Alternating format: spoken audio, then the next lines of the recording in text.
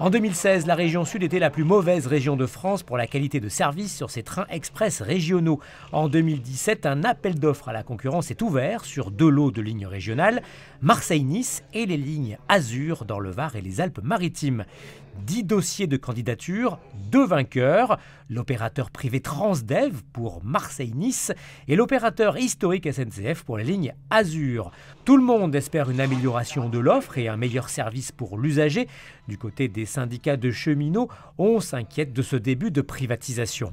Enfin, je comprends toutes les inquiétudes. Moi, j'entends les usagers en colère, j'entends ceux qui attendent le train pendant des heures et qui n'arrivent pas et qu'on ne prévient pas.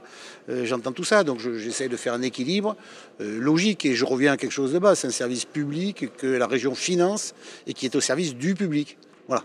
Et donc je le fais à le meilleur opérateur possible et donc à eux après de s'adapter. Et aujourd'hui ils ont gagné et je les félicite. Alors vous savez, comme dans toute compétition, nous on a candidaté pour gagner. Et effectivement, même si ce n'est pas une surprise, quand vous candidatez et que vous avez l'ensemble du réseau ferroviaire, vous pouvez perdre. Mais c'est effectivement un choc pour l'entreprise, puisque c'est effectivement la première fois que nous perdons à cet appel d'offres.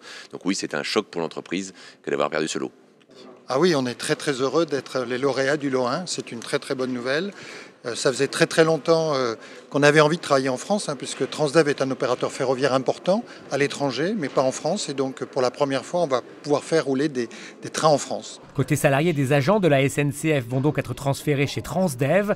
Leur nouvel employeur se veut rassurant. Il n'y a pas d'inquiétude à avoir. Ils vont maintenir effectivement le cadre social est défini par la nouvelle convention collective ferroviaire qui est en train de se finaliser avec les syndicats.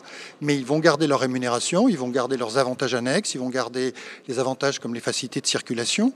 Ce qui va changer effectivement chez Transdev, c'est la façon de travailler. L'organisation du travail va être différente, mais ils vont être mieux payés parce qu'ils vont avoir des responsabilités plus larges, plus globales. Et donc c'est l'occasion pour eux aussi de découvrir d'autres activités et d'enrichir leur façon de travailler tous les jours.